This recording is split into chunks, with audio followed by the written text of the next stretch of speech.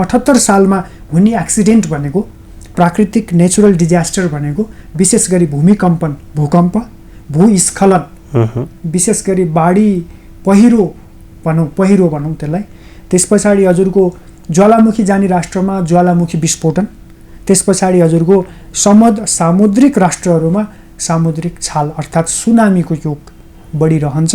कता 2078 सालमा हाम्रो जुन यो मोनर्की सिस्टम गएको थियो, सेरेमोनियल मोनर्कीको रिइस्ट्याब्लिसमेन्टमा नेपाल आर्मीले केही रोल खेल्न सक्छ कि भन्ने सङ्केत पनि ग्रह गोचरले देखाउँछ है। यो त कोरोना त एउटा यिनीहरूको नाम हो होइन। अब कोरोना भाइरसले नै यो बन्द भएको होइन। यो पृथ्वीमा अबको 10 देखि 15 वर्ष सत्य र असत्य बिचकै लडाइँ हुन्छ र 15 वर्षसम्म पनि यो तहल्का मचिन्छ। वैदिक सनातन धर्मको मान्छे अमेरिकाको प्रेसिडेन्ट भएर आउनेछ, त्यस पछाडि वर्ल्डमा पिसको मार्ग आउँछ। सङ्घीयताकै विषयमा पनि विपरीत निर्णय पनि हुनसक्छ। नेपालको भू राजनीतिमा पनि परिवर्तन आउँछ र यहाँ अरू विशेष गरी बाहिरी शक्तिले चलखेल गर्ने समय सुरु भइसक्यो। वैशाख 21 गतेसम्म प्रधानमन्त्रीको परिवर्तन भएन भने देशको राजनीतिक अवस्था दलदलमा जाकिनेछ भनेर भनिएको छ। एक त देशको राजनीतिक अवस्था दलदलमा जाकेकै छ र राजनीतिक अवस्था एकदम अन्यलमा हुनेछ भनेर भनिएको छ। ज्योतिष शास्त्रले के भनेर भन्छ? नमस्कार दर्शकबिन, केन्द्रबिन्दु अनलाइन टेलिभिजनमा स्वागत गर्न चाहन्छु। तपाईहरू हेर्दै हुनुहुन्छ केन्द्रबिन्दु टक शो। म हुँ कार्यक्रम प्रस्तोता दीपक सुवेदी। आज यस कार्यक्रममा हामीमा आज उपस्थित हुनुहुन्छ योङ एस्ट्रोलोजर तथा वास्तु कन्सल्टेन्ट मनिष सापकोटा। उहाँ यस पेसामा करिब 13 वर्षदेखि आबद्ध हुनुहुन्छ। आज ज्योतिष शास्त्र र विक्रम सम्वत 2078 सालमा आधारित रहेर विक्रम सम्वत 2078 साल जीवन र जगतको लागि कतिको प्रतिकूल र कतिको अनुकूल छ त यसबारे जान्नेछौँ। यसबारे आज हामी भलाकुसारी गर्नेछौँ। आउनुहोस् उहाँलाई कार्यक्रममा स्वागत गरौँ। स्वागत छ सापकोटा सर हजुरलाई केन्द्रबिन्दु टक शोमा। Thank you so much. Vikram Samvat 2078 साललाई निहालेर हेर्दा जीवन र जगतको लागि कतिको अनुकूल छ विक्रम सम्वत 2078 साल? सामान्यतया ज्योतिष विज्ञान अनुसार 2078 साल प्रगतिपूर्ण रहन्छ। विश्वको लागि, जीवन र जगतको लागि एउटा परिवर्तनकारी, क्रान्तिकारी, एउटा छलाङ मार्ने खालको र एउटा खालको कडा वर्ष, एउटा आक्रामक वर्ष र एउटा साहसी वर्ष पनि रहनेछ विकास निर्माणको लागि भने। र विश्व, राष्ट्र र अन्तर्राष्ट्रिय समुदायमा अलिकति द्वन्द्व, राजनीतिक द्वन्द्व, त्यो पनि विशेष गरी राष्ट्र प्रमुख र सरकार प्रमुख बिचको आन्तरिक द्वन्द्व, पोलिटिक्समा एकदमै ठुलो उतार चढाव, त्यो भनेको पोलिटिकल इन्स्टेबिलिटीको योग। त्यस पछाडि मङ्गल राजा अर्थात् किङको टाइटल, किङको चाहिँ रेस्पोन्सिबिलिटी, राजाको पद मङ्गल ग्रहले पाएको हुनाले र मन्त्री पनि मङ्गल नै भएको हुनाले मङ्गल ग्रह सेना, प्रहरी, युवा शक्तिको कारक, खेलाडीको कारक, धैर्यता, साहस, पराक्रमको ग्रह भएको हुनाले यो साल अलिकति भन्नुपर्दा आक्रामक, एग्रेसिभ र विशेष गरी अलिकति यो रुलर, अलिकति भन्नुपर्दा डिक्टेटर, अलिकति कडा खालको चाहिँ नेतृत्व विश्वले पाउने र सेना र प्रहरीको कारक ग्रह भएको हुनाले सैनिक व्यवस्था, राष्ट्रको विभिन्न ठाउँमा सैनिक शक्तिको प्रदर्शन, हात हतियारको प्रदर्शन र सीमा विवादमा विशेष गरी सेना बीचको द्वन्द्व सङ्केतक छ भन्ने मलाई लाग्छ। जस्तै अहिलेको यो वर्तमान समयलाई निहालेर हेर्दा विविध ठाउँमा जाउँ, विभिन्न ठाउँमा विभिन्न किसिमका माताहरूले भविष्यवाणी गर्नुहुन्छ राष्ट्र र राजनेताहरूप्रति, र यसमा जनताहरूले पनि निकै चासो देखाउनु भएको छ। के भविष्यवाणी माताले गर्ने हो त? ज्योतिषीले के गर्छ त त्यसो भए? सामान्यतया ज्योतिष शास्त्रमा ज्ञान भएको व्यक्तिले भूतकाल, भविष्यकाल, वर्तमानकाल यो सबैको अध्ययन गर्ने, ग्रह गोचरको अध्ययन गर्ने र त्यो ग्रह गोचरले पृथ्वीमा कस्तो फल दिन्छ भनेर अध्ययन गर्ने नियम छ। तर माता भनेको चाहिँ दैवी शक्ति, व्यक्तिमै दैवी शक्ति प्रवेश गरेर त्यो दैवी शक्तिले एउटा सुपर नेचुरल पावरले उनीहरूलाई आफ्नो इन्ट्युसनले, उनीहरूको ब्रह्मले यो प्रकृतिको जगतको विषयमा व्यक्तिको विषयमा त्यो दिव्य दृष्टि जुन प्राप्त हुन्छ त्यो दृष्टिले माताहरूले बोल्ने भएको हुनाले उहाँहरूले बोल्नु पनि तार्किक छ, समय सान्दर्भिक छ र त्यो दिव्य दृष्टिमय हो त्यो चाहिँ। तर यो चाहिँ गणित गणना, खगोल गणना, खगोल र भूगोल अनि गणितको समष्टिगत अध्ययन गर्ने वैज्ञानिक शास्त्र भएको हुनाले ज्योतिषशास्त्र त विज्ञान सम्मत भयो, वैज्ञानिक शास्त्र भयो। तर ज्योतिषीहरूले चाहिँ बरु त्यो प्र्याक्टिस गरेछ कि छैन त्यो फरक कुरा भयो।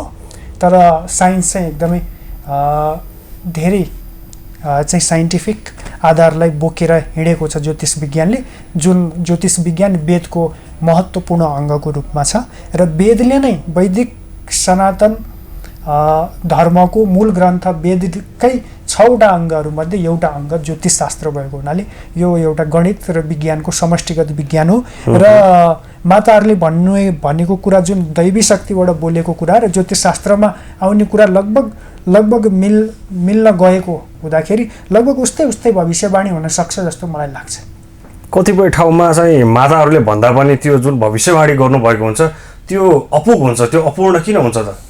होइन, त्यो त साइन्स अफ प्रोबेबिलिटी अर्थात् सम्भाव्यताको विज्ञान हो ज्योतिष विज्ञान पनि। त्यो भएको हुनाले ज्योतिष विज्ञानमा पनि ज्योतिष आचार्यले नै बोले पनि त्यो अपूर्ण भएको हुन्छ भने माताले बोलेको पनि अपूर्ण हुन्छ। इभन मेडिकल साइन्सको MBBS MD DM गरेको डक्टर हुनुहुन्छ भने पनि कहिलेकाहीँ चाहिँ रोग निको नभएको अपरेसन गर्दा अपरेसन फेल्युर भएर पेसेन्टको डेथ जसरी हुन्छ त्यस्तै ज्योतिषीले भनेको पनि फेल्युर हुनसक्छ। त्यो सामान्य प्रत्येक विज्ञानमा त्यसको एक्सेप्सन लाग्छ भन्ने मलाई लाग्छ। अनि जस्तै नेपालको राजनीति र विश्वको राजनीतिमा के कस्तो प्रभाव पार्नेवाला छ त विक्रम सम्वत 2078 सालले? सर्वप्रथम त संवत्सर पनि राक्षस नामको संवत्सर भएको हुनाले यो 78 सालमा चोरी, डकैती, ठगी, अब यस्ता भ्रष्टाचारहरू, नराम्रा कुराहरूले बढी चर्चा पाउन सक्छ अथवा स्थान पाउन सक्छ। त्यो भएको हुनाले अहिले चाहिँ हामी अलिकति आफ्नो नेपाली मौलिकता, आफ्नो नेपाली संस्कृति, आफ्नो ज्ञान, आफ्नो विज्ञान, आफ्नो धर्म, त्यसपछि आफ्नो नैतिकता र आफ्नो विवेकशीलतामा फर्किनुपर्ने समय आएको छ। र यो कलियुगको लगभग 5000 वर्ष भन्दा अगाडिको कालखण्डमा हामी छौँ। 5000 वर्ष व्यतीत भइसकेको छ कलियुग शुभारम्भ भएको नै। त्यो भएको हुनाले यो कलियुग भनेकै the age of the darkness, त्यो कालखण्ड नै यस्तो कालखण्ड हो जुन कालो छ, अन्धकारमय छ, तमोगुणमय छ। त्यो भएको हुनाले यसमा तमोगुणले नै बढी स्थान पाउँछ, अर्थात् चोरी, डकैती, बलात्कार, हत्या, हिंसा, यस्ता नराम्रा कुराहरू, मदिरा, स्त्री, यौन र सुन, गोल्डमा चाहिँ यति अहिले वर्ल्डभरि ठुलो क्राइमहरू भइरहेको छ। र त्यो चाहिँ कलिको धर्म नै त्यस्तो भएको हुनाले क्रिएटर अर्थात् परमात्माले नै क्रिएसन गर्नुभएको यो कालखण्ड नै अलिकति कालो कालखण्ड हो। त्यो बेला हामीले सबै विशेष गरी हामी नेपाल र नेपालीले चाहिँ विश्वमा शान्तिको लागि एउटा सकारात्मक चिन्तन र सकारात्मक ऊर्जा स्वदेशमा बसेर ध्यान, तपस्या, ध्यान बल, योग बलले आफ्नो चाहिँ भक्तिभावले चाहिँ विश्वमा शान्ति छाउनलाई त्यो इनर्जी फ्लो गर्ने चाहिँ व्हाइट इनर्जी पठाउने चाहिँ हामी नेपालीले गर्नुपर्छ। नभए विश्वमा नेपालमा शान्ति नभएसम्म विश्वमा कहिले पनि कुनै राष्ट्रमा पनि पूर्ण रूपमा शान्ति हुँदैन, किनकि विश्वको शिर नेपाल हो। प्रत्येक वर्ष केही न केही प्राकृतिक विपद आउने गर्छ। विक्रम सम्वत 2072 सालको भूकम्पलाई हामीले सम्झिन सक्छौँ र अहिले 2078 सालमा प्राकृतिक विपदको के कस्तो सम्भावना छ त? विधिको विधानै, प्रकृतिको विधानै, परमात्माको विधानै त्यस्तो छ ब्रह्मको कि कुनै पनि कुरा सृष्टि भए पछाडि त्यसको वृद्धि विकास, त्यसको पालन पोषण र अन्तिममा प्रलय अर्थात् विनाश, त्यो क्रमबद्ध हुन्छ। हाम्रो जीवनमा पनि हुन्छ, हजुरको जीवनमा पनि हुन्छ, विगतमा पनि भयो, वर्तमानमा पनि हुनेछ, भविष्यकालमा पनि आउनेछ। भनेपछि यो कुरा स्वाभाविक रूपमा रहन्छ। तर यो वर्ष विशेष गरी मङ्गल ग्रह नै सेना को कारक ग्रह, विशेष गरी भूमिपुत्र भौम भनिन्छ, अर्थात् भूमिको पुत्र मङ्गल भएको हुनाले राजा र मन्त्री दुवै पद उहाँले नै पाउनुभएको। त्यो भएको हुनाले पावर त फुल उहाँको हातमा भयो। त्यो भएको हुनाले पावर सेन्टर कहाँ गयो त भन्दाखेरि पावर सेन्टर चाहिँ मङ्गल ग्रहमा गयो, मङ्गल देवमा गयो। त्यो भएको हुनाले मङ्गल ग्रहले रुल गर्ने भनेको मङ्गल अग्निको कारक अर्थात् फायर इलिमेन्ट, त्यस पछाडि भूमि अर्थात् हाम्रो चाहिँ भूगर्भ, त्यस पछाडि हजुरको अग्नि तत्त्व, सेना प्रहरीको तत्त्व, हात हतियारको तत्त्व भएको हुनाले 78 सालमा हुने एक्सिडेन्ट भनेको, प्राकृतिक नेचुरल डिजास्टर भनेको विशेष गरी भूमिकम्पन, भूकम्प, भूस्खलन, विशेष गरी बाढी, पहिरो भनौँ त्यसलाई। त्यस पछाडि हजुरको ज्वालामुखी जाने राष्ट्रमा ज्वालामुखी विस्फोटन, त्यस पछाडि हजुरको सामुद्रिक राष्ट्रहरूमा सामुद्रिक छाल अर्थात् सुनामीको योग बढी रहन्छ। र अर्को चाहिँ एउटा हाम्रो जस्तो एकदमै व्यवस्थापन पुरा राष्ट्रमा राम्रो व्यवस्थापन नभएको, हाम्रो सरकारी कामकाजदेखि आन्तरिक राष्ट्रको समष्टिगत संयन्त्र नै त्यति स्ट्रङ छैन नि हाम्रो। त्यस्तोमा चाहिँ अग्नि भय अर्थात् आगोको भय, जहाँ आगलागीको भय एकदमै भीषण सम्भावना रहन्छ। र चट्याङको पनि कारक भएको हुनाले मङ्गल एकदमै शक्तिशाली चट्याङ आउनेछ, जसको कारणले नेपाल मात्र नभएर विश्वका विभिन्न राष्ट्रहरू र त्यहाँ बस्ने जनताहरू त्यो चट्याङको गर्जनले त्राहिमाम हुनेछन्। त्यो भएको हुनाले यति चिजमा विशेष गरी भूमिपुत्र भौमले अधिकार लिएकै भएको हुनाले उनको सेक्टरै त्यही हो। उनले एट्याक गर्ने ठाउँ भनेको विशेष गरी हाम्रो भूमिमै हो। र अझ भन्नुपर्दा नेपालको काठमाडौँ, भक्तपुर र ललितपुरको टेक्टोनिक जुन प्लेट छ, त्यो टेक्टोनिक प्लेटको स्टडी पनि साइन्टिस्टले गर्दाखेरि बढी प्रोबेबल चाहिँ हाम्रो नेपाल राष्ट्रको भूगोलै त्यस्तो छ भनेर वैज्ञानिकहरू पनि भन्छन्। त्यो भएर यो 78 सालमा विशेष पूर्व तयारी भूकम्पको हामीले गर्नुपर्छ, ताकि यो पूर्व तयारीले यो वर्ष नआए पनि आगामी वर्षमा आइहाल्यो भने पनि त्यो पूर्व तयारी हाम्रो लागि कल्याणकारी रहन्छ।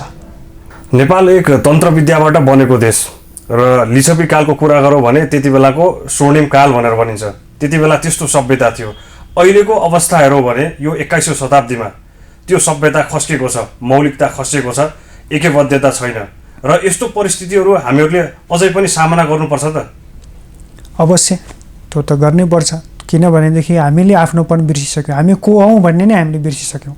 हामी सर्वप्रथम त हामी नेपाली होइन, त्यति मात्र नभएर हामी एक आत्मा, हामी एक पवित्र आत्मा हो। प्रत्येक व्यक्ति, प्रत्येक जीवमा आत्माको अस्तित्व छ, त्यो हामीले बिर्स्यौँ। अब हामी नेपाली भन्ने पनि हामीले बिर्सिसक्यौँ। हाम्रो राष्ट्रियता, हाम्रो मौलिकता, हाम्रो धर्म, हाम्रो परिचय हामीले बिर्स्यौँ। जबसम्म हाम्रो परिचय, हाम्रो ज्ञान, हाम्रो विज्ञानलाई हामी यसरी नै चाहिँ तुच्छ गरेर व्यवस्था गरेर अगाडि बढ्छौँ र पश्चिमाकरण हुन्छौँ भने हाम्रो भोलि हामीले आफूलाई नै प्रश्न गर्नुपर्ने ठाउँ हुन्छ, हामी को हौँ भनेर। र अहिलेको सिचुएसन के छ यो नयाँ जेनेरेसनको भनेदेखि हामी चाहिँ विश्वका विभिन्न राष्ट्र, त्यहाँको राजनीति, त्यहाँको राष्ट्रियता, त्यहाँको विज्ञान हामी अत्यन्तै जान्ने भयौँ। तर आफ्नो विषयमा नेपालको चाहिँ नेपाली भाषा नजान्ने भयौँ। हामी अहिले नेपाली शुद्ध बोल्दैनौँ होइन, बिचमा अङ्ग्रेजी शब्दको प्रयोग अत्यन्तै उच्च छ। त्यो भएर अब हामी अङ्ग्रेजीकरणमा गइरहेछौँ, पश्चिमाकरण। त्यही भएर म चाहिँ अब यो हामी जस्तो जेनेरेसन, जुन नयाँ जेनेरेसन, अबको जेनेरेसन जसले राष्ट्रलाई नेतृत्व गर्नुपर्छ, अब त्यो नेतृत्व गर्ने अबको जेनेरेसन चाहिँ कस्तो बन्नुपर्छ भने अङ्ग्रेज बोल्ने तर अङ्ग्रेज नबन्ने, पश्चिमाको विज्ञानको अध्ययन गर्ने तर आफ्नो मौलिकता, आफ्नो धर्म, आफ्नो विज्ञान, आफ्नो राष्ट्र, राष्ट्रियता, हाम्रो इतिहासलाई पनि नबिर्सिने। र यस्तो गौरवशाली राष्ट्रमा हामी जन्म लिएका छौँ, जहाँ जगतमाता पार्वती र श्री महादेवको सबैभन्दा प्रिय भूमि र विश्वको शिर नेपाल भूमि छ। र यही राष्ट्रमा जन्मिएका एउटा सामान्य मनुष्यले बुद्धत्व प्राप्त गरेर आफूलाई एउटा चैतन्य आत्माको रूपमा देख्न सके र परब्रह्मलाई उनले प्राप्त गर्न सके भने हामीले त्यो बिर्स्यौँ। पशुपतिनाथको भूमि यही हो, गुरु गोरखनाथले अवतार लिएको राष्ट्र यही हो, मुक्तिनाथ भएको राष्ट्र यही हो। त्यो भएको हुनाले सगरमाथा सर्वोच्च शिखर भएको ठाउँ यही हो। र त्यो सर्वोच्च शिखर हिमश्रृङ्खलामा निवास गर्ने देवी देवता, निवास गर्ने ऋषिमुनिद्वारा संरक्षित राष्ट्र नेपाल भएको हुनाले हामी पुनः एकपटक हाम्रो ज्ञानमा फर्किनुपर्छ। हाम्रो संस्कृत शास्त्र, हाम्रो वेद शास्त्र, हाम्रा धर्मनीतिहरू छन्, हाम्रो शास्त्र नीतिहरू छन्, हाम्रै आफ्नो अर्थशास्त्र छ। यही पूर्वीय दर्शनमै टेकेर हामीले चाहिँ विश्वलाई रूपान्तरण गर्न सक्छौँ जस्तो मलाई एउटा लाग्छ भने। दोस्रो, पश्चिमाहरूले जुन एउटा ग्रान्ड डिजाइनमा नेपालको पावर सेन्टर जुन थियो हाम्रो चाहिँ वैदिक सनातन धर्मदेखि लिएर यहाँको मोनर्की सिस्टम जुन थियो राज संस्था त्यो चाहिँ अब विश्वको विभिन्न शक्ति केन्द्रहरूले यहाँ जुन एट्याक गरे अथवा जुन हिसाबले पोलिटिकल्ली यहाँ जति तहल्का मचाइयो अब हामी 3 करोड नेपाली जनता यति सिधा सादा छौँ कि हाम्रो मौलिकता सबै मासिसक्यो तैपनि हामीले त्यो कुरा बुझिरहेका छैनौँ। यसरी नै हामी पश्चिमाहरूको अन्डरमा बस्ने र त्यहाँ तिनीहरूको इन्ट्रेस्टमा काम गर्ने मान्छेहरूलाई हामीले चाहिँ विजय गराइरह्यौँ भने पछि हामी को हौँ भन्ने प्रश्न आउँछ र अहिलेको अभिगत यो स्थितिमा आउनु पनि त्यसैको पराकाष्ठा हो। र अहिले बाबुले आफ्नै छोरीलाई बलात्कार गर्नु भनेको विवेकशीलता को एकदमै माइनस लेभलमा जानु, त्यो फ्रिजै हुने स्टेटमा गइसक्यो। त्यो भएको हुनाले त्यो संस्कृत, त्यो बारम्बार संस्कार गरिएको भाषा भनेको संस्कृत भाषा, संस्कृत साहित्य, संस्कृत ज्ञान, वेद, त्यो संस्कारित बन्नलाई आफूलाई एकदमै निखारिएको तिखारिएको व्यक्ति बन्नको लागि हामी पुनः हाम्रो वैदिक शास्त्र मा हामी अध्ययन गर्नुपर्छ हाम्रो पूर्वीय ज्ञानमा।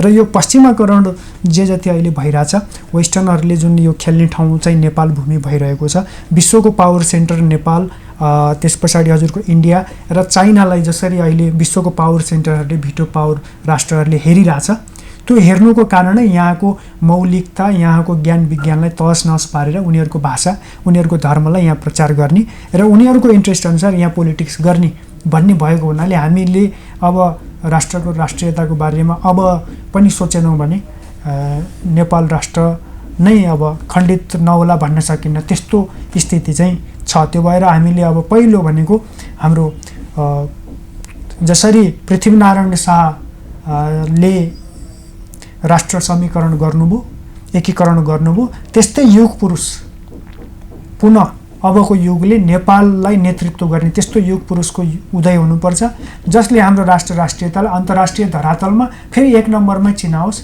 र नेपालको परिचय विश्वमा जति शानदार थियो त्यो अब पनि बनाउन सकिन्छ। किनकि हजुरको हेर्नुहुन्छ भने अहिले प्रत्येक राष्ट्रको महत्त्वपूर्ण अङ्ग विभागमा सबैभन्दा बढी विद्वान भएर टप गरेर हाई लेभलमा जब खाने चाहिँ हाई पेड स्यालेरी खानेमा जम्मै नेपाली साइन्टिस्टहरू, नेपाली चाहिँ विद्वानहरू, स्कलर्सहरू छन्। त्यो भनेको के हो भने ती हाम्रै यही राष्ट्रका शिवत्वका शक्ति हुन्। तिनीहरूले अहिले चाहिँ विश्वलाई चाहिँ लिड गरिरहेछन्। इभन चाहिँ अमेरिकाको चाहिँ नासामा हजुरको मङ्गल ग्रहमा पानी पत्ता लगाउने हाम्रै नेपालको साइन्टिस्ट थिए होइन। अब अरू धेरै कुराहरू छ। इभन चाइनाको उच्च विभागमा काम गर्ने धेरै ठुलो जिम्मेवारी परराष्ट्रको लिने नेपालको एकजना युवा छन् भने अब त्यस्तो मात्रै होइन, धेरै कुराहरू चिकित्सकै कुरा गर्नुपर्दा अस्ट्रेलियामा देखि लिएर युकेमा चाहिँ ठुल्ठुलो आजसम्म कुनै डक्टरले गर्न नसकेको अपरेसन थेरापीहरू चाहिँ हाम्रो नेपालको डक्टरले चाहिँ पत्ता लगाएका छन् होइन। अब डाक्टर सन्दुक रोहितकै कुरा गर्ने हो भने उहाँले एउटा नयाँ खालको चाहिँ साइन्स मेकानिजम, अब त्यो खालको चाहिँ ट्रिटमेन्टलाई डेभलप गर्नुभयो, जसले गर्दाखेरि वर्ल्ड वाइड आज नेपालीप्रति गर्व गर्ने विषय एउटा मात्र छैन, हजुरको यति बहुआयामिक रूपमा वृद्धि भइरहेको छ र त्यो 2078 सालमा अझ बहुआयामिक रूपमा युवा नेतृत्व, युवा शक्ति र एउटा नयाँ खालको जुझारु शक्ति केन्द्रको विकास हुन सक्छ 2078, किनकि सेना सक्रिय हुने समय चाहिँ 78 मा आउँदैछ। यो सेनाले के गर्न सक्छ त एउटा सङ्केत के पनि देखिन्छ भने सेना राजासँग सम्बन्धित, राजाको सुरक्षा गर्ने, राष्ट्रको सुरक्षा गर्ने भएको हुनाले कता कता 2078 सालमा हाम्रो जुन यो मोनर्की सिस्टम गएको थियो, सेरेमोनियल मोनर्कीको रिइस्ट्याब्लिसमेन्टमा नेपाल आर्मीले केही रोल खेल्न सक्छ कि भन्ने सङ्केत पनि ग्रह गोचरले देखाउँछ है, देखाउन चाहिँ त्यो हुन सक्यो भने सांस्कृतिक यो राजतन्त्र त आउने होइन, सेरेमोनियल मोनर्की सांस्कृतिक राजतन्त्र, एउटा रेस्पेक्टको, एउटा टाइटलको हाम्रो पहिल्यैदेखि भएकोलाई एउटा रेस्पेक्ट दिएर फेरि एउटा चाहिँ संविधानमा केही एउटा स्थान र रियल्ली चाहिँ व्यवहारमा पनि राम्रो खालको एउटा सङ्केतक त्यो एउटा देखिन्छ भने। अनि अर्को मङ्गलले खण्डित सीमा विवाद भन्छ कि सीमा टुक्रिन सक्ने अथवा सीमा साँध मिचिने अथवा सीमा द्वन्द्व चाहिँ अहिले विश्वमा अब त्यो हुन्छ हजुरको टेरिटोरीमा वार हुन्छ र टेरिटोरीमा वार कसले गर्छ भन्दा आर्मीले गर्छ। त्यो आर्मीको त्यो आर्मी हो त्यो मार्स भनेको सेनापतिको ग्रह हो, त्यो त्यहाँ आर्मी बिचको लडाइँ हुन्छ, अनि ऊ हतियारको ग्रह पनि हो। त्यो भएको हुनाले अब यहाँ अहिले चाहिँ वर्ल्डको पावर सेन्टर, विश्वका शक्तिशाली 5 प्रमुख राष्ट्रहरूमध्ये हात हतियारको, बम बारुदको र सैनिक व्यवस्थाको शक्ति प्रदर्शन गर्ने वर्ष पनि 2078 हुनसक्छ। त्यो भएको हुनाले शान्तितिर चाहिँ जानुपर्छ, नभए त यो वर्षमा रक्तपात सङ्केत देखिन्छ। जस्तै हाम्रो शास्त्रमा 4वटा युगलाई समेटिएको छ, सत्ययुग, द्वापर, त्रेता र कली। र यो युगहरू जब परिवर्तन हुन्छ, युग परिवर्तनले मान्छेको सोचमा कतिको परिवर्तन ल्याउँछ। र अर्को कुरा के, र यो धर्म संस्कृतिमा एउटा दामी शब्द, एकदम राम्रो शब्द कृपा भन्ने शब्द छ। र अघि नै हजुरले गौतम बुद्धको र पृथ्वीनारायण शाहको कुरा गर्नुभयो, उहाँहरूलाई पनि परमात्माको कृपा भएको थियो र सत्यको बोध भयो। र अहिले कलियुगको कुरा हेरौँ भने अहिले यो 21औं शताब्दीमा बाहिर नजाउँ, हाम्रै देश हेरौँ नेपाल, विविध किसिमका चोरी, डकैती, बलात्कार अन्य थरी भएको छ। के यो समस्यालाई, यो परिस्थितिलाई हामीहरूले टार्न सक्दैनौँ? के भन्छ ज्योतिष शास्त्रले? टार्नको लागि सर्वप्रथम त हाम्रो संस्कार परिवारबाटै त्यो सुरु हुनुपर्छ। मातापिताले दिने शिक्षा, उहाँहरूले दिने संस्कार, उहाँहरूले पढाउने शैक्षिक पद्धति। हाम्रो शैक्षिक पद्धति पश्चिमाहरूले नै चलाइरहेका छन्। उताकै पढाइ हुन्छ नि त, यहाँ त जम्मै इङ्ग्लिस मिडियम होइन। हाम्रो नेपालीको त एउटा किताब पढाइ हुन्छ, अरू 10वटा 12वटा 13वटा किताब चाहिँ पश्चिमाको अङ्ग्रेजी विषय पढाइ हुन्छ। अब त्यहाँ हेर्नुहोस्, त्यही कुरा फेयर छैन होइन। अब दोस्रो कुरा के छ भनेदेखि हामी विलियम सेक्सपियरको, त्यस पछाडि चाहिँ अब्राहम लिङ्कनको कथा पढ्छौँ होइन। अब हाम्रो ऋषिमुनिको कथा किन यहाँ पढाइ हुँदैन? त्यो मास्ती हो होइन। यहाँबाट हाम्रो संस्कृति खतम बनाइदिएको छ। अब यहाँ हाम्रो अर्थशास्त्रमा कौटिल्यको यस्तो विद्वत्ता छ, चाणक्यको। अब चाणक्यले दिनुभएको अर्थनीतिलाई प्रयोग गर्ने हो भने हाम्रो राष्ट्र समृद्ध राष्ट्र बन्छ। तर त्यो शासकलाई थाहा छ, जो राष्ट्रपति बनेका छन्, जो प्रधानमन्त्री बनेका छन्, जो नेतृत्वमा पुगेका छन्, उनीहरूलाई थाहा छ। तर उनले थाहा नभएको जस्तो गरेर एक्ट गरिरहेछन्। त्यो कुरालाई उनीहरू लागू गर्दैनन्। उनीहरू त एडिबीको कुरालाई लागू गर्छन्। यहाँ उनीहरू वर्ल्ड ब्याङ्कको फिलोसोफीलाई यहाँ लागू गर्छन्। यहाँ त ह्युमन डेभलपमेन्ट इन्डेक्स अमेरिका र युरोपियन युनियनले चलाएको चाहिँ लागू गर्छन्। हाम्रो आफ्नै नेपालको मौलिक किन लागू नगर्ने? सामान्य कमिज सुरुवाल लाउने अथवा सर्ट प्यान्ट लाउने अथवा राष्ट्रिय ढाका टोपी दौरा सुरुवाल लाउने र 2 छाक खान पाउने भनेको समृद्ध परिवार भनेर हामी आफ्नै खालको नेपाली डाटा एउटा बनाउँ न, एउटा इन्डेक्स बनाउँ न। त्यो इन्डेक्स यहाँ किन बनाउँदैनन्? यी पश्चिमाहरूको चाहिँ यहाँ पढाइ हुन्छ हजुरको, विज्ञान इभन म्याथमेटिक्सको थ्योरी चाहिँ फलानु भनेर, पाइथागोरस भनेर पढाइरहेको छ। ज्योमेट्रीको कुरा गर्नु पर्यो भने फलानु भनेर आइरहेछ। अब न्युटनको कुरा छ, हाम्रो भास्कराचार्यको विज्ञानको थ्योरी यहाँ पढाइ हुँदैन, उनको पढाइ नै यहाँ हुँदैन। अब यहाँ चाहिँ हाम्रो आकाशमा घुमिरहेको ग्रहको खगोलशास्त्रको कसले त्यो प्रतिपादन गर्यो त भन्दाखेरि ऋषिमुनिको नामहरू सहित छ। यहाँ भृगु ऋषिको कुरा हुँदैन, यहाँ पराशर मुनिको कुरो छैन होइन। कौडिन्य ऋषिको यहाँ के योगदान थियो त्यो कुरो छैन। अब यो हाम्रो कुरो यहाँ पढाइ हुँदैन, अनि अरूको कुरा हामी पढिरहेछौँ। त्यो भएपछि हामी रुटबाटै अहिले चाहिँ हामी जराइबाट सुध्रिनुपर्ने समय भइसक्यो। त्यो रुट भनेको मेरुदण्ड, त्यो ब्याकबोन नै हेल्दी र ब्याकबोनै स्ट्रङ छैन भने फिजिकल बडी स्ट्रङ हुँदैन कसैको पनि।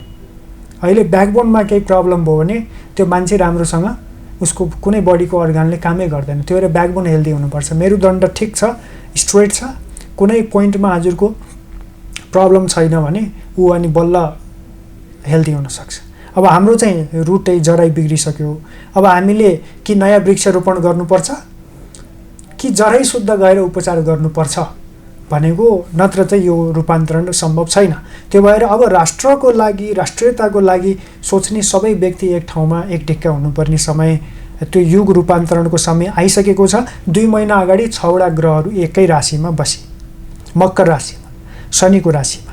यसले अबको 10 देखि 15 वर्ष, 1.5 दशकको समयको कालखण्डलाई 6वटा ग्रहले सङ्केत गरिरहेको छ मेदिनी ज्योतिष शास्त्र अनुसार। त्यो भनेको के हो त भन्दाखेरि अबको 10 देखि 15 वर्षसम्म विश्व एउटा द्वन्द्वमा नै अगाडि बढ्छ। यो भ्याकुम अहिलेको जुन छ यो क्लियर हुनेवाला छैन। यो अहिलेको जुन द्वन्द्व छ नि हजुरको, अहिले यो जुन इन्टरनेसनली सबै बन्द छ, नेपाल पनि भर्खर चल्दैछ। यो त कोरोना त एउटा यिनीहरूको नाम हो होइन।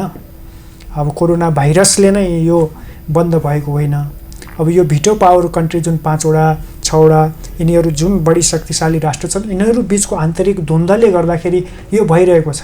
नाम पो कोरोना भाइरस, आरडिटी पिसिआरको यिनीहरूले न्यू लिइरहेछन्, तर यो त होइन। यो त एउटा यिनीहरूको एउटा फाल्ने अस्त्र हो। तर यिनीहरू बिचको इन्टरनल जुन कन्फ्लिक्ट छ, पावर सेन्ट्रलाइज डिसेन्ट्रलाइजको कुराले गर्दाखेरि यिनीहरू अहिले पछाडि हट्न कोही खोजिरहेको छैन। त्यो भएर अहिले कन्क्लुजन निस्किरहेको छैन। सामान्य रुगाखोकी लागेको जाँच गर्ने एउटा बन्यो पिसिआर आरडिटी, त्यसैले अहिले वर्ल्ड वाइड यति 6 अरब 8 अरब मनुष्य यति पीडित भएको विश्वको कालखण्डमा कुनै त्यस्तो इतिहास थिएन। किनकि प्रत्येक राष्ट्रको हावापानी फरक छ। प्रत्येक राष्ट्रको हावापानी फरक भएपछि महामारी प्रत्येक राष्ट्रमा फैलिने कुरै हुँदैन। एउटा सानो ठाउँमा आउँछ महामारी, त्यो ठाउँमा खर्लप्प पार्छ, हप्तादेखि 21 दिनमा त्यो ठाउँलाई सिद्ध्याउँछ। त्यस पछाडि त्यो कहाँ जान्छ कसैलाई थाहा हुन्न। त्यो भएको हुनाले यहाँ त प्रत्येक राष्ट्रको हावापानी फरक छ, फिजिकल्ली यति डिस्टेन्समा छ, भूगोल यहाँ त एक भूगोललाई नै यिनीहरूले ब्ल्याङ्कमा राखिदिरहेछन्। त्यही भएर यो सिधा सिधा बुझ्न सकिन्छ कि यो जुन कन्फ्लिक्ट छ त्यो 6वटा ग्रहले अबको 15 वर्षसम्मकोलाई सत्य र असत्य बिचको लडाइँलाई यसले चाहिँ सङ्केत गर्छ। र यो पावर सेन्टर जुन पश्चिममा छ नि, अमेरिका, युरोपियन युनियन, यो जुन छ वेस्टबाट इस्टमा पावर सेन्टर जान सक्छ र विश्व एउटा ध्रुवीकरणमा गएर लगभग 1 देखि 2 किता नभए बढीमा 3 कितामा गएर अनि पावर एक्सर्साइज हुन्छ। अनि यो अबको यो कम्तीमा पनि 5 वर्षभित्रमा यदि यो द्वन्द्व सकियो भनेदेखि त राम्रै भइहाल्यो। नभए यता 15 वर्ष 1 दशकदेखि 1.5 दशक प्रभाव पर्छ त्यो 6वटा ग्रहको युग परिवर्तन गराउँदैछ। त्यो भएर अबको 15 वर्ष पछाडि चाहिँ एउटा खालको तपाईँले भने जस्तो यो सबै सर्वनाश, यो सबै द्वन्द्वको सर्वनाश भएर यो सबै द्वन्द्व कन्फ्लिक्ट सकिएर अबको 20 इयर्सको अन्तरमा चाहिँ तपाईँले भने जस्तै एउटा शान्तिको युग, एउटा गोल्डन एज, एउटा सत्य युगको जस्तो शान्तिको वातावरण विश्वमा पुनः छाउन सक्छ। त्यसैको लागि त्यो 6वटा ग्रह मकर राशिमा औँसीको दिन परेको छ। त्यो औँसी तिथिमा त्यो पर्यो भने यो मर्त्य लोक अर्थात् मर्त्य मण्डलमा यो पृथ्वीमा अबको 10 देखि 15 वर्ष सत्य र असत्य बिचकै लडाइँ हुन्छ र 15 वर्षसम्म पनि यो तहल्का मचिन्छ। किनकि त्यो शनिको घरमा परेको छ। शनि न्यायाधीश प्रकृतिको भएको हुनाले अन्याय र न्याय बिचको लडाइँ भयो, सत्य र असत्य बिचको, धर्म र अधर्म बिचको। त्यो भएर यो द्वन्द्व अहिले टुङ्गिनेवाला छैन, यो लामो चल्छ र 1.5 दशक भनेको त्यही 15 देखि 20 वर्षमा चाहिँ हामीले सोचेको जस्तो शान्तिपूर्ण माहौल विश्वले पाउँछ। तर त्यसको लागि धैर्यता त्यही 1.5 दशकको कुरो हो। त्यसमा कम्तीमा पनि यो 5 वर्ष अझै हजुरको कोरोनाले 1.5 वर्ष बित्यो। अबको 3 वर्ष यसरी नै बित्दाखेरि 2 वर्ष भएर 5 वर्ष हुन्छ। यदि यिनीहरूको कन्फ्लिक्ट 5 वर्षमा मिल्यो भने त त्यो 10 वर्ष विश्वमा अलि राम्रो कर्म होला। नभए यो 10-15 वर्ष यसरी ब्ल्याङ्क जाँदा जाँदै अनि विश्व एउटा टाटपल्टिने स्थितिमा जान्छ र फेरि जिरोबाट स्टार्ट गर्नुपर्ने हुन्छ। त्यो भएर कतै कतै यही वर्ष नै कतै त्यो हतियारको मिसयुज हुन सक्छ कि भन्ने सङ्केत चाहिँ मङ्गल स्वामीले देखाइरहेछ। किनकि बम बारुद गोला बारुद हुने सम्भावना मङ्गलमा हुन्छ। त्यो भएको हुनाले यो यिनीहरूले जे बनाइरहेछन् नि, hydrogen bomb, nuclear bomb, atom bomb, त्यसको प्र्याक्टिस अहिले कुनै एउटा भूमिमा खसाल्न यिनीहरूले सक्छन् पनि। विश्वमा त्यो पनि सङ्केतक देखिन्छ। जस्तै अर्को कुरा यो 21औं शताब्दीमा भनिएको छ कि अब सूरदासजीले भन्नुभएको छ कि कलियुग केवल नाम अधारा सुमर सुमर नर उद्धारा। हजुर। र अहिले चाहिँ जुन यो यस्तो किसिमको परिस्थितिहरू हामीहरूले भोग्नु परेको छ होइन, एकदम जटिलता छ। अब यो विभिन्न किसिमको नेपालमा मात्र होइन कि विश्वभरका हरेक प्राणीले त्यो ग्रह गोचरहरूको परिवर्तन, त्यो स्थान परिवर्तनको कारणले गर्दा त्यो मार झेल्नुपर्छ। र त्यो सबै यो विश्व समुदायलाई हजुरले के कस्तो किसिमको बहुमूल्य सुझाव दिन चाहनुहुन्छ जसको कारणले गर्दा जीवन सहज होस्? सर्वप्रथम त भौतिकवाद नै अहिले सबैभन्दा ठुलो हामीलाई ठुलो अभिशाप, ठुलो श्राप भइरहेछ। त्यही भएर अब भौतिकवादको पराकाष्ठ पुग्यो, अब चरम बिन्दुमा पुग्यो, धेरै हाई लेभलमा। माउन्ट एभरेस्ट कटिसक्यो, अब विकास कति गर्ने? यति अमेरिकाको हेर्नुहुन्छ, जापानको हेर्नुहुन्छ, चाइनाको हेर्नुहुन्छ भने यति हाई लेभलमा पुगिसकेको छ। नेपाल त अझै स्टिल भर्जी नै छ भन्दा हुन्छ होइन। प्राकृतिक रूपमा यति चाहिँ विकासै छैन केही पनि। यही चाहिँ अलिकति 1-2टा सहर केन्द्रित विकास त भएको छ। त्यही हाम्रो विकास भनेको त्यही बाटो पुग्या हो होइन। नेपालको हेर्ने हो भने बाटो पुग्या छ, त्यही हो हाम्रो विकास भनेको।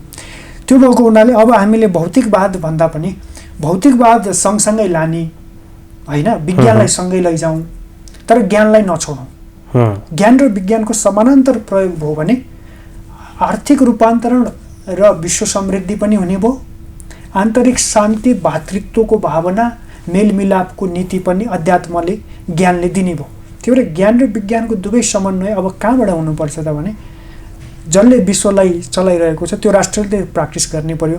नेपालले त गरि नै रहेछ होइन, नेपाली त फर्किनै छ र यो भारतवर्षका भारतखण्डको राष्ट्रहरू त सबै फर्किनै रहेछन् आफ्नो ज्ञानमा। अब यो ज्ञान यति बहुमूल्य रहेछ पूर्वीय दर्शन भनेर पश्चिमाहरू त्यो प्र्याक्टिस गरिरहेछन्। अहिले पश्चिमाहरू चन्दनको टिका लगाइरहेछन्, टुप्पी पालिरहेछन् होइन, धोती पटुका लाउँछन्, गीताको श्लोक सबै कण्ठ छ, संस्कृत भाषा जान्दछन्, हरे राम हरे कृष्ण भनेर भजन गरिरहेछन्।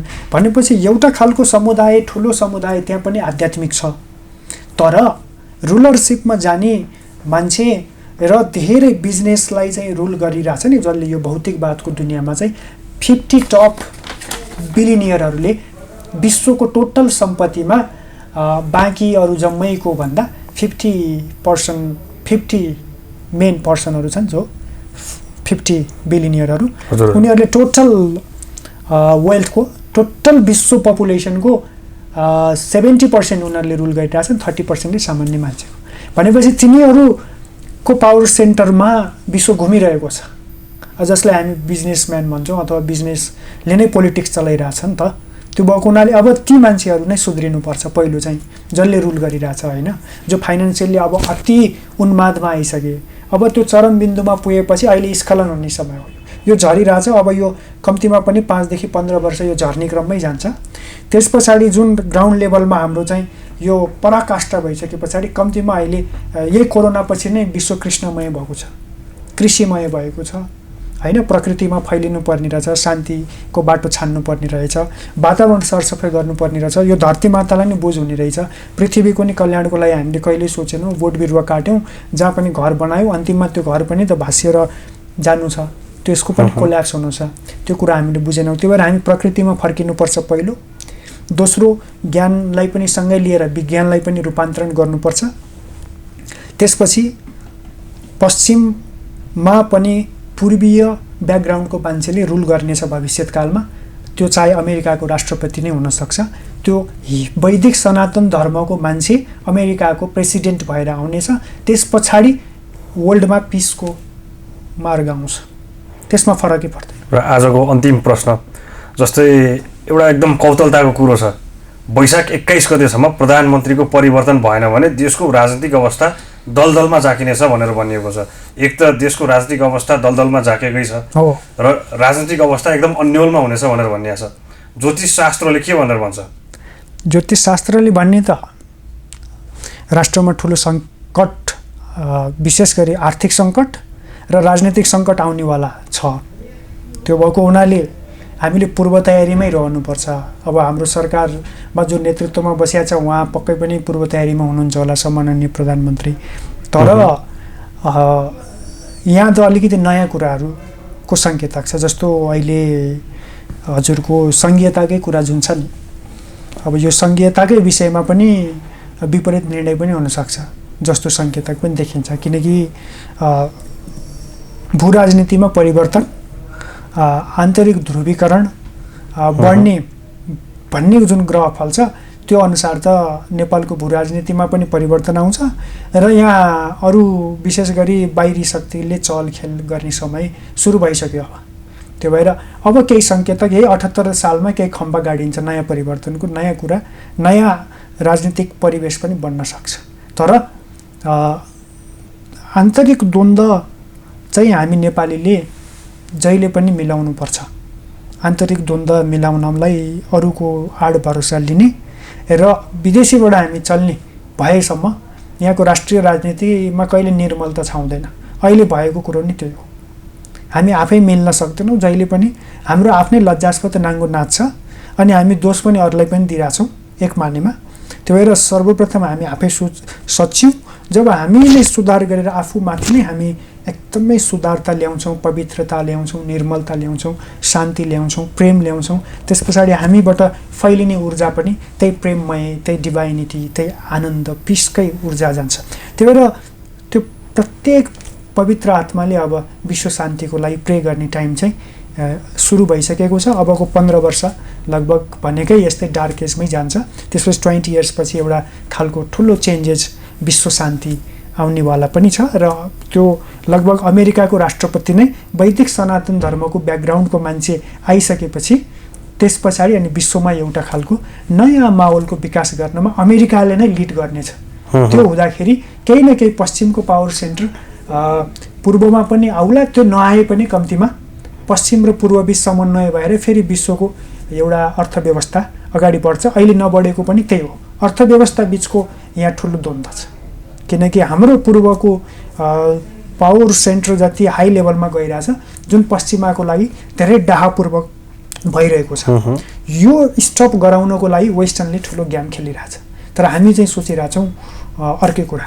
त्यो भएको हुनाले जे कुरा बाहिर देखिएको छ त्यो होइन, जे कुरा होइन जस्तो लागिरहेछ त्यो कुरा हो, त्यो कुरा भइरहेछ। त्यसरी हामीले बुझ्न सक्यौँ भने नेपाल पनि एकदमै सानो राष्ट्र भएको हुनाले त्यति बन्नलाई समय नलाग्ला। किनकि अब नयाँ नेतृत्व, एउटा नयाँ युवा शक्तिको आगमन पनि 78 साल सङ्केतक भएको हुनाले एउटा खम्बा नेपाललाई चिनाउने केही न केही गाडिन सक्छ 78 सालमा। हवस् त मनिष सर, हजुरलाई धेरै धेरै धन्यवाद हाम्रो निम्तो स्वीकार गरेर केन्द्रबिन्दु टकसम्म उपस्थित भइदिनु भयो। हजुरलाई पनि धेरै धेरै धन्यवाद र सम्पूर्ण केन्द्रबिन्दुका दर्शकवृन्दलाई पनि नववर्ष 2078 सालको सुख शान्ति समृद्धि र अमन चयनको शुभकामना र परमपिता परमात्माको आशीर्वाद, आराध्य देव राष्ट्रदेव भगवान पशुपतिनाथको अनुकम्पा, हाम्रो राष्ट्रियता र हाम्रो सम्पूर्ण जगत विश्वमा रहोस्, विश्वमा शान्ति छाओस्। र हजुरलाई पनि मेरो व्यक्तिगत तर्फबाट धेरै धेरै धन्यवाद कि मैले पनि मेरा आफ्ना केही शब्दहरू, केही कुराहरू, मेरा विचारहरू राख्ने अवसर तपाईँले दिनुभयो। हजुरहरूप्रति पनि म अत्यन्तै आभारी छु। नमस्ते। आगामी दिनमा हाम्रो भलाकुसारी फेरि हुने नै छ। हवस् त, नमस्कार। हवस् त दर्शकबिन, आजको लागि केन्द्रबिन्दु टक सो यति नै। आफ्नो बहुमूल्य प्रतिक्रिया दिन नभुल्नुहोला। For more news and entertainment, keep on watching Kendrabindu news. नमस्ते।